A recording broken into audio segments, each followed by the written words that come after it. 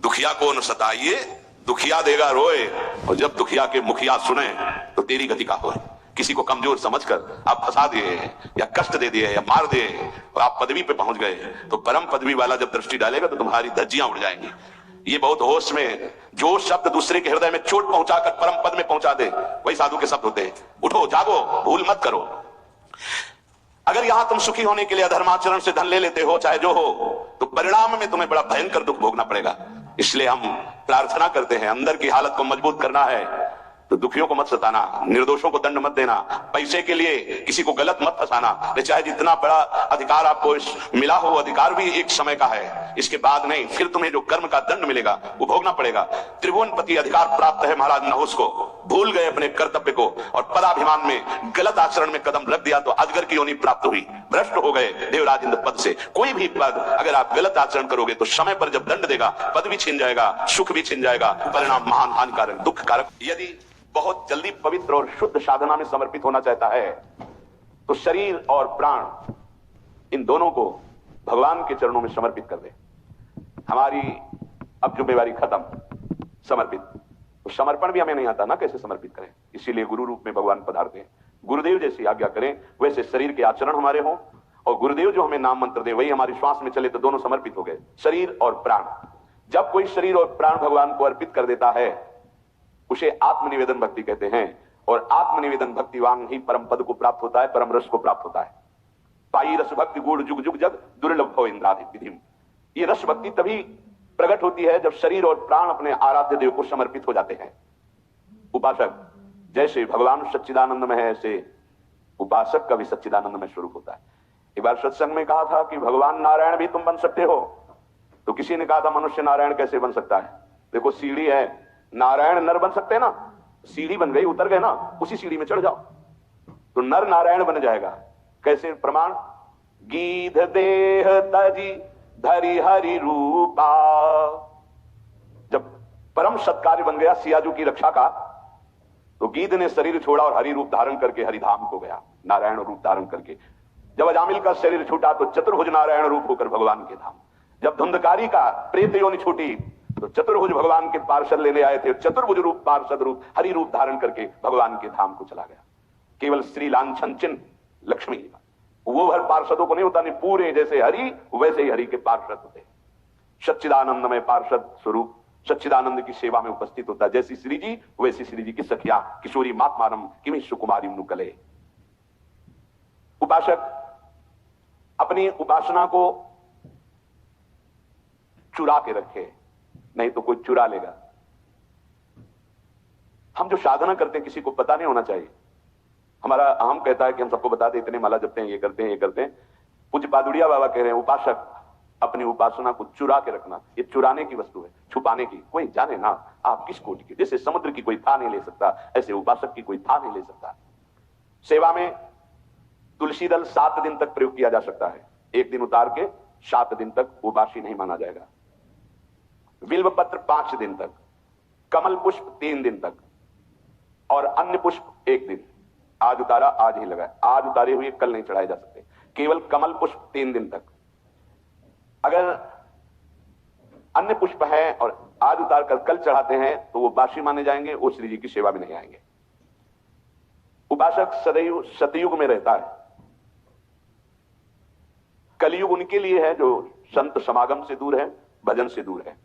सतयुग की स्थिति क्या होती है?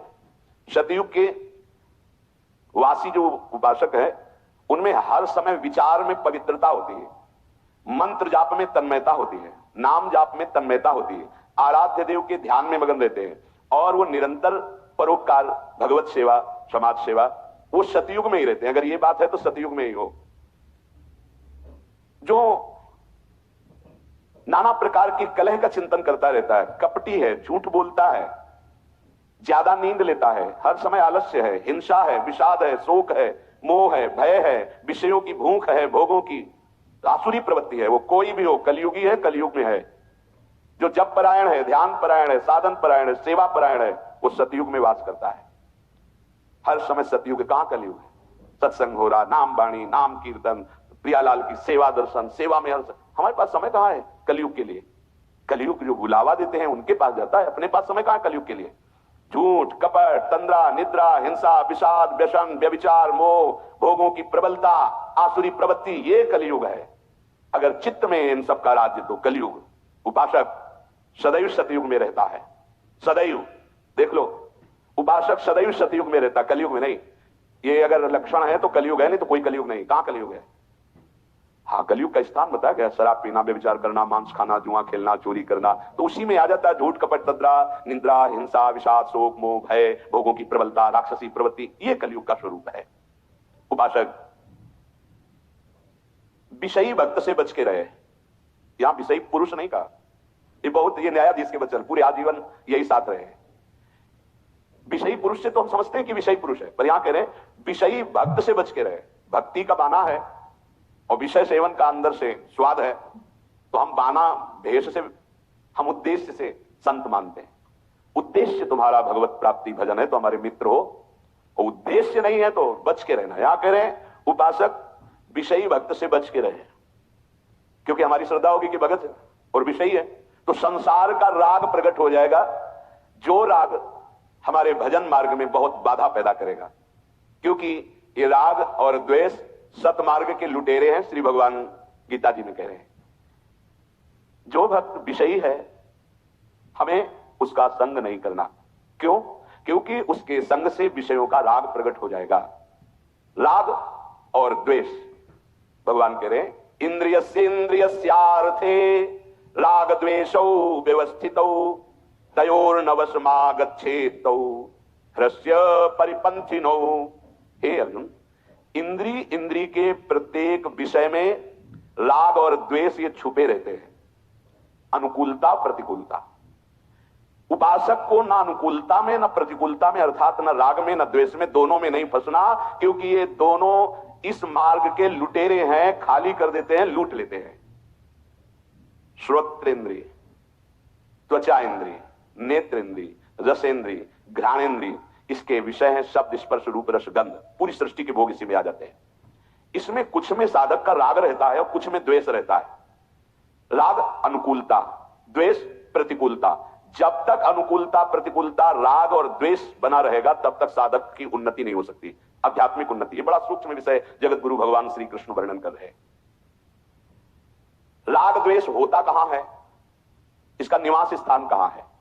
कह रहे ये अहम में होता है, मैंपन में।